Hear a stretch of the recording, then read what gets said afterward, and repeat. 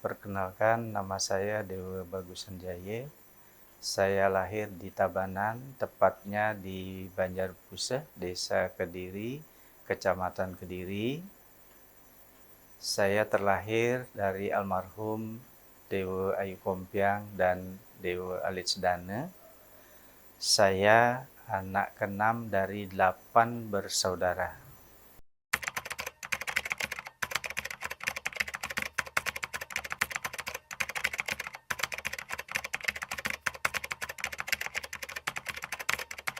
Kondisi keluarga saya pada saat itu memang dalam kondisi yang memprihatinkan, terutama dari sisi ekonomi.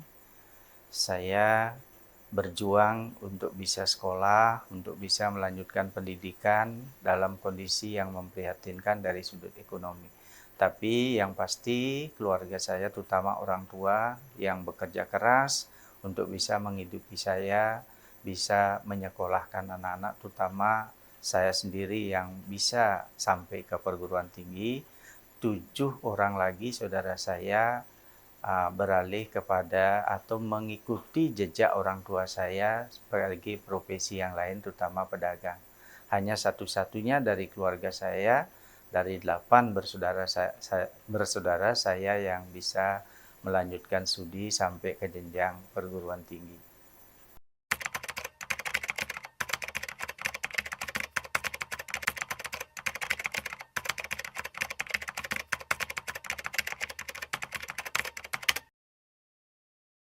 Kesulitan yang saya alami pada masa kecil, terutama berkaitan dengan ekonomi pada waktu itu, tetapi karena upaya keras dari pihak orang tua yang benar-benar memberikan ruang perhatian kepada saya secara finansial, akhirnya kesulitan ekonomi dari saya untuk melanjutkan studi bisa diatasi.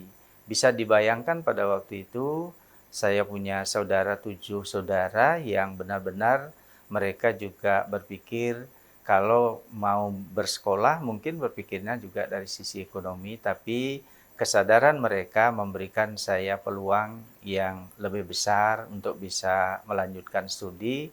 Hal itu pun menjadi atau mendapat dukungan dari pihak saudara-saudara saya yang jumlahnya cukup banyak. Yang seperti tadi saya katakan 7 orang, yang jumlahnya 7 orang itu 8 orang dari semua saudara saya nomor 6, dan kebetulan 4 laki dan 4 perempuan.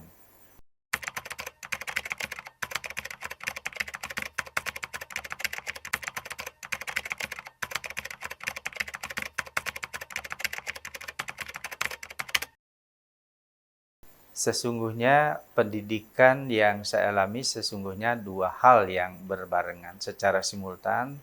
Itu semangat dari saya sendiri dan orang tua juga kebetulan mendukung, karena orang tua yang kesulitan ekonomi bisa memberikan kontribusi yang besar agar sekolah saya bisa selesai. Tetapi yang lebih penting dari itu, saya punya semangat yang luar biasa.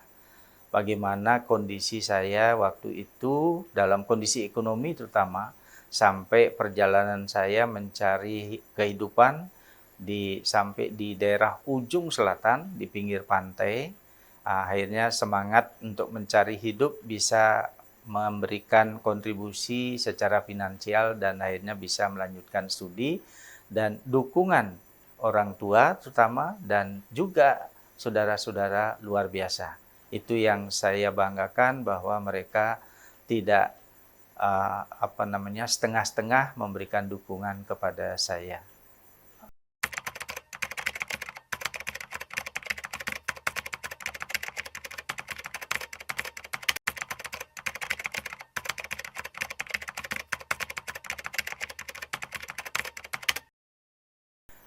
Mencari kehidupan atau finansial nafkah ke ujung pantai selatan itu dalam rangka istilah Balinya munuh ya. Munuh mencari padi-padi bekas orang panen, kita dapatkan sisa-sisa dari padi yang dipanen, akhirnya kita kumpulkan sampai di rumah dapat satu bakul begitu, atau satu keranjang begitu. Itu kita kumpulkan, akhirnya bisa memberikan penghidupan yang lumayan waktu itu karena sangat sulit memberikan kontribusi dari sisi finansial, dan itu dimakan, sisanya kita dijual, akhirnya bisa mendapatkan bekal untuk melanjutkan studi. Orang tua saya sebagai pekerja, terutama pedagang, pedagangnya sampai ke Denpasar.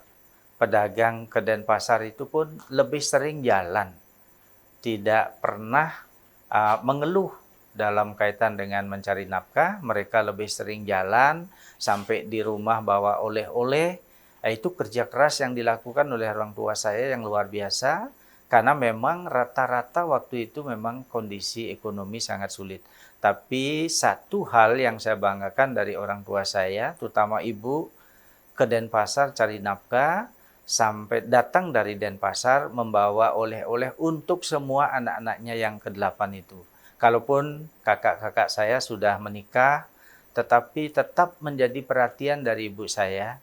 Dari bekal yang dibawa dari Denpasar, menjual sesuatu, dibawa pulang, akhirnya juga diberikan kepada saudara-saudara saya secara adil. Tidak ada diskriminasi oleh ibu saya. Saya terlibat langsung sebagai pedagang. Kebetulan orang tua saya punya warung. Pada saat itu memang warung lagi laris. Akhirnya saya ikut jualan. Jualan kopi, jualan nasi bubur itu bersama-sama. Termasuk jualan keliling nasi bungkus itu pernah saya lakukan. Dan ini menjadi keunikan bagi saya, ternyata tertarik banget untuk menghidupi diri, mengumpulkan uang, menabung, akhirnya punya tabungan bisa dipergunakan untuk kepentingan sehari-hari. Bahkan kalau saya boleh bandingkan dengan teman-teman waktu itu, karena saya menjadi orang rajin lah pada waktu itu, punya tabungan untuk bisa membeli sepeda motor yang masih lama banget. Nah, itu kita pakai di rumah untuk ke sana kemari dan kepentingan keluarga khususnya.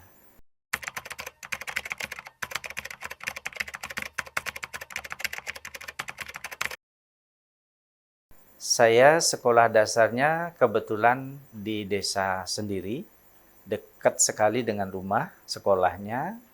Yang berikutnya saya melanjutkan sekolah menengah pertama di desa Kediri juga dekat rumah, itu SMP Nasional Kediri. Untuk berikutnya saya melanjutkan ke Taman Guru Atas namanya. Itu Taman Guru Atas Saraswati Tabanan. Itu calon guru SD dulu. Dominan tamatnya TGA, dominan sudah dikirim ke Karangasem. Tapi saya tamat TGA, saya berpikir lebih lanjut untuk mengisi diri melalui pendidikan. Saya melalui testing di Udayana waktu itu. Akhirnya saya lulus, melanjutkanlah di FKIP UNUD, mengambil jurusan Pendidikan Moral Pancasila. Setelah tamat dari FKIP UNUD, saya lanjut mengikuti studi di Universitas Gadjah Mada, Yogyakarta, mengambil prodi studi ketahanan nasional.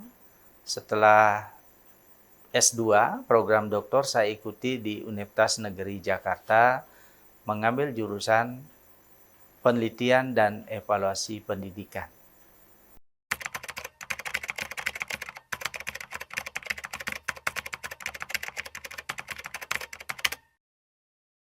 Pada saat mengikuti kuliah di FKIP UNUD, saya kosnya di Banjarjauh. Pada saat itu luar biasa, masih sepi, masih belum ada kendaraan. Dari Tabanan menuju Singaraja ada kol pickup saja yang saya harus tumpangi, itu pun terbatas jumlahnya. Bahkan pada saat kos di Banjarjauh, ternyata kamar, ruang tempat tidur yang saya jadikan tempat kos ternyata tidak ada apa-apanya, kosong banget. Akhirnya dari Tabanan membawa peralatan secukupnya untuk bisa tidur saja, itu pun membawanya dengan numpang pickup waktu itu yang sangat sulit, menunggu di daerah Bringkit, Badung, untuk bisa datang ke Singaraja. Itulah situasi pada saat kuliah di FKIP UNUD waktu itu.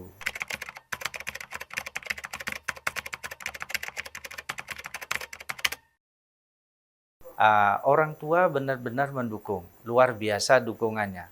Pada saat itu kondisi ekonomi orang tua sudah mulai membaik. Pada saat kuliah di FKIP UNUD, saya malah dibekali beras merah waktu itu, karena prioritas untuk pendidikan.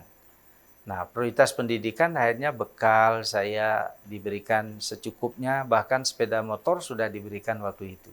Karena komitmen orang tua saya terhadap pendidikan sangat keras, karena satu-satunya yang bisa mau melanjutkan perguruan tinggi adalah saya, yang 7 lagi mengikuti jejak orang tua saya sebagai pedagang.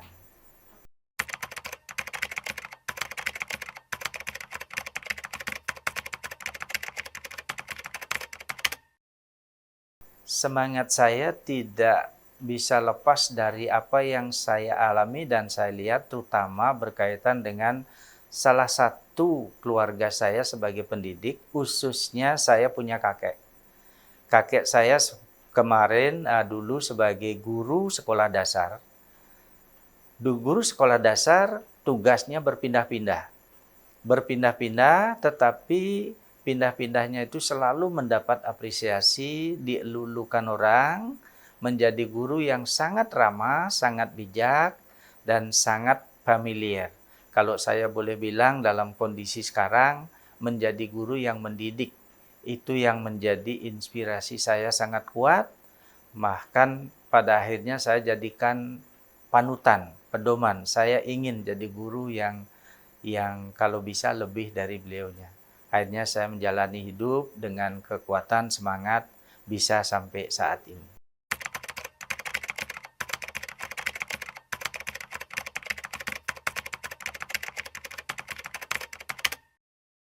Hal yang tidak bisa saya lupakan adalah pada saat saya memutuskan studi di Singaraja, di FKIP UNUD Singaraja. Mengapa saya tidak bisa lupa? Karena dari 7 saudara saya, pada saat itu saya ajak beremuk, mereka tidak ada niatan untuk sekolah. Adik-adik maupun kakak tidak ada niatan sekolah. Pada saat itu saya memutuskan saya yang berniat sekolah untuk bisa membawa atau memberikan bekal pada diri lebih jauh. Akhirnya semangat itulah yang tidak bisa saya lupakan sampai saat ini. Walaupun demikian, saudara saya, adik, kakak selalu mendukung apa yang saya lakukan, lebih-lebih dalam kaitan pendidikan. Situasi yang sulit dari mereka juga memberikan bantuan pada saya, baik moral maupun material.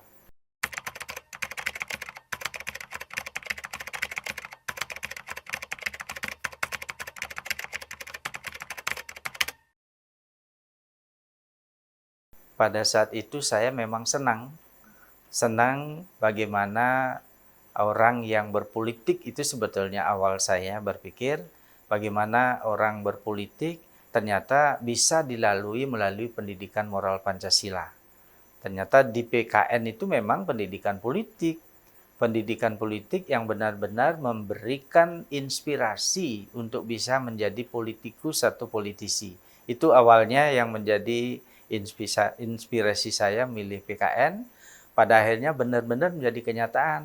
Setelah saya kuliah, betul-betul mendapatkan mata kuliah ilmu politik. Nah, tetapi saya tahu betul bahwa ya ilmu politik dalam tataran teoritik belum tentu sama dengan empirisnya atau pengalaman di lapangan. Tapi tetap saya berpikir bahwa apapun yang kita pelajari secara teoritik itu sangat bagus. Kalaupun di dalam pengalaman atau experience-nya di lapangan berbeda, tugas kita lah untuk memperbaiki. Antara ideal dengan realitas memang banyak yang berbeda, walaupun banyak juga yang sama, sehingga menjadi praksis yang berbeda inilah menjadi tugas saya khususnya untuk memecahkan sebagai satu masalah. Nah, disinilah muncul pemikiran-pemikiran kritis untuk bisa kita adopsi, kita kembangkan, sehingga pembelajaran ilmu politik menjadi bermakna buat saya sendiri, dan pada nantinya kita bisa sebarkan, kita tanamkan kepada mahasiswa lebih lanjut.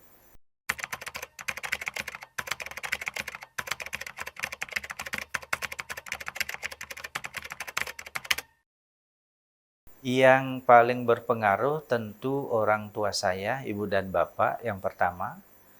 Karena seperti yang saya sampaikan tadi luar biasa semangatnya memberikan inspirasi, memberikan jalan hidup, bagaimana ke depan menjadi lebih baik, tentu harus berbekal pendidikan. Pendidikanlah satu-satunya yang lebih permanen dibandingkan dengan yang lain. Itu jalan hidup yang diberikan bekal oleh orang tua saya sehingga sangat berpengaruh pada pikiran saya sampai saat ini. Yang kedua tidak bisa lepas dari saudara-saudara saya yang jumlahnya 7 orang, itu juga memberikan pengaruh yang luar biasa. Karena semangat, motivasi, bantuan diberikan kepada saya itu merupakan pengaruh yang besar buat saya bisa menjadi seperti sekarang ini. Yang berikutnya juga istri saya yang benar-benar menjadi istri yang mendampingi saya, memberikan support, dukungan, sehingga bisa menjalankan tugas dengan baik. Yang tidak kalah penting adalah anak-anak. Anak-anak lagi sekolah dua-duanya, tetapi semangat mereka untuk mendorong orang tuanya itu luar biasa. Itu juga bagian yang menjadi pengaruh besar bagi hidup saya, sehingga sampai saat ini memberikan pengaruh kepada saya.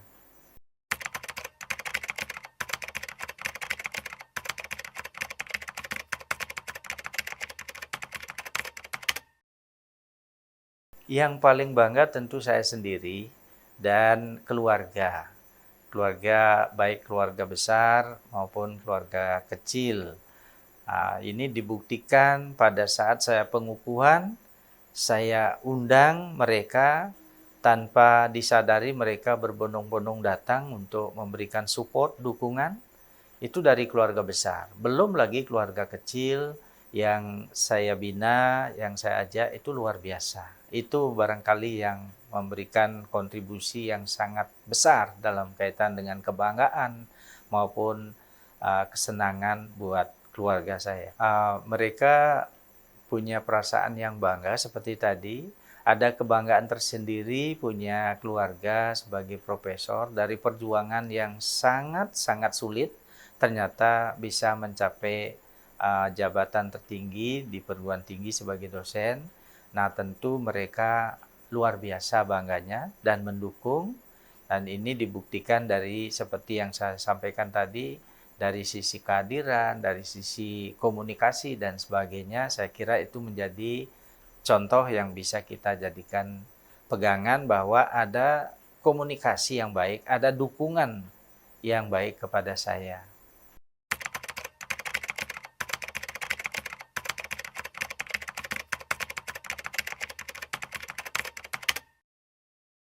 Tantangan yang saya hadapi pada saat meraih guru besar, yang pertama, saya jujur saja ini dilematis pada diri saya. Yang saya maksud dilematis begini, apakah saya pantas sebagai guru besar? Apakah saya sudah cocok sebagai guru besar? Itu dilema yang lama saya alami.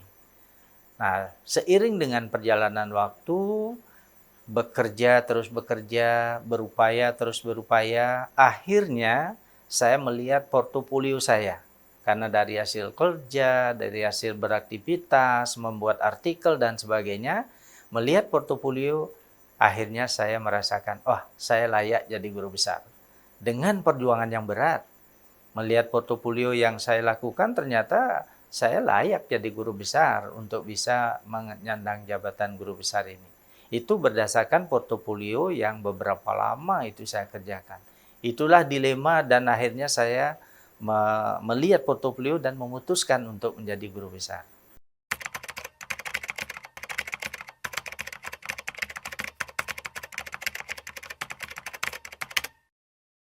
Seorang guru besar bagi saya ini tidak bisa tanpa pelayanan dan pengabdian. Karena itu yang harus dilakukan, pelayanan yang maksimal, pengabdian yang maksimal. Melalui apa? Melalui pembuatan buku. Pembuatan buku yang sesuai dengan bidang saya tentunya.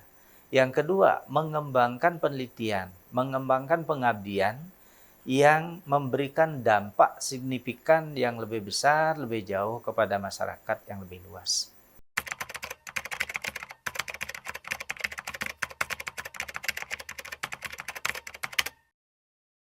Target saya yang akan datang adalah seperti tadi, saya kira ini saya ulang lagi, menulis buku. Menulis buku itu menjadi target yang benar-benar harus saya lakukan. Yang kedua, tidak bisa lepas dari penelitian, pengabdian. Sehingga itu menjadi tugas utama yang harus saya kembangkan ke depan.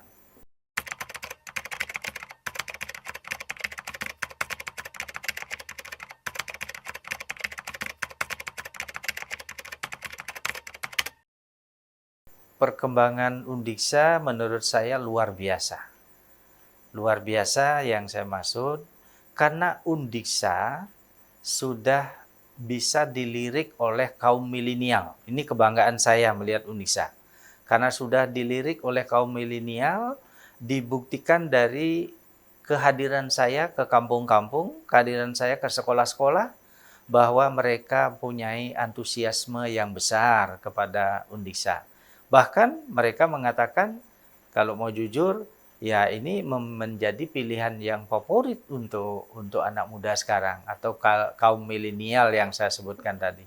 Ini membanggakan buat saya dan ini menjadi kebanggaan saya buat Undiksa ke depan. Dibandingkan dengan ya ini jauh sebelumnya. Nah, 35 tahun saya di sini, luar biasa Undiksa. Di samping itu juga prestasi-prestasi yang sudah dicapai oleh Undiksa sendiri. Baik tingkat nasional maupun di tingkat internasional. Itulah yang saya banggakan dari Undiksa sampai saat ini.